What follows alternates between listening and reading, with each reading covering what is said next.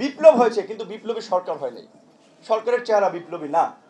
শুধু সরকারের চেহারা যদি বিপ্লবী না হয় তাহলে বাংলাদেশ আরো সামনে একটা বড় ধরনের বিপর্যয়ের মুখোমুখি হতে যাচ্ছে, লিখে নেন।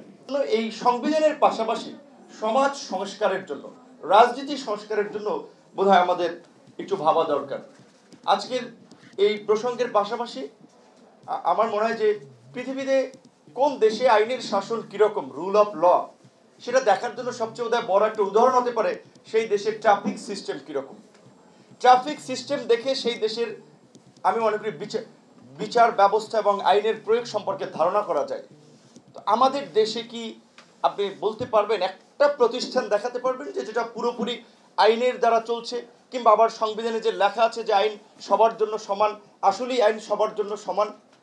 সুতরাং এই যে 53 বছর পরে আমরা একটা সুযোগ পেয়েছিলাম বলতে এই কারণে আমি পাস্ট সেন্টেন্স ইউজ করছি, কারণ বোধহয় হারিয়ে যাচ্ছে সুযোগটি যেটি আমরা পেয়েছি, যে পুরো নেশনকে আমরা ইউনাইটেড করতে। পুরো নেশন তো ইউনাইটেড হয়েছিল আন্দোলনের প্রশ্নে, সরকারের প্রশ্নে, কিন্তু এখনই 2 মাস, মাত্র 2 মাস পূর্ণ হয় নাই, এখনই নানান ধরনের বিভক্তি শুরু হয়ে গেছে।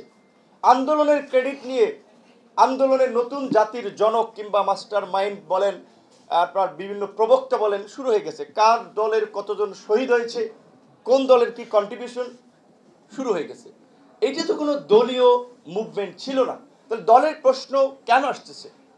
সো এইভাবেই বলছি যে এই কারণেই যে মুক্তিযুদ্ধে আমরা একটা সুযোগ পেয়েছিলাম, আমরা ইউনাইটেড হতে পারিনি। মুক্তিযুদ্ধের পরপরই দেখেন মুক্তিযোদ্ধাদেরকে হত্যা করিয়েছে, মুক্তিযোদ্ধাদের মধ্যে বিভাজন তৈরি করে দিয়েছে, স্বাধীনতার পক্ষ শক্তির একটা অংশকে আবার বিরুদ্ধ শক্তি বানিয়ে দিয়েছে, নানান ধরনের ন্যারেটিভ, কালচারাল হেজিমনি তৈরি করে বাংলাদেশের গুরুত্ব 53 বছর ভারতীয় আধিপত্যবাদ এখানে কায়েম করা হয়েছে, এবং বাংলাদেশের একটা স্বাধীন সার্বভৌম জাতি হিসেবে যেন মাথা তুলে না দাঁড়াতে পারে সব ধরনের ব্যবস্থা এখানে করা হয়েছে।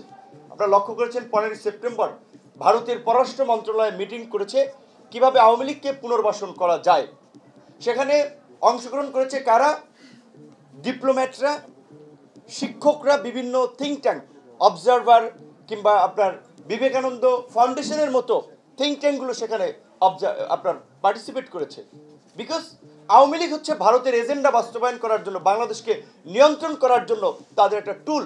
সুতরাং এই যে খুঁটি যে ধসে পড়েছে, এনিহাও এটাকে আবার দাঁড় করাতেই হবে শক্তভাবে।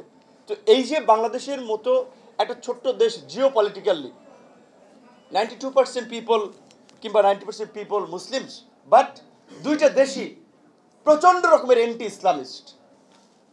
তো এই দেশের সিকিউরিটিটা, এই দেশের নিরাপত্তাটা, এই দেশের আপনার নিরাপত্তা শুধু ভৌগোলিক নিরাপত্তা না, খাদ্য নিরাপত্তা, সামাজিক নিরাপত্তা, জাতীয় ঐক্য এবং সংহতি প্রতিষ্ঠা করা খুবই জরুরি।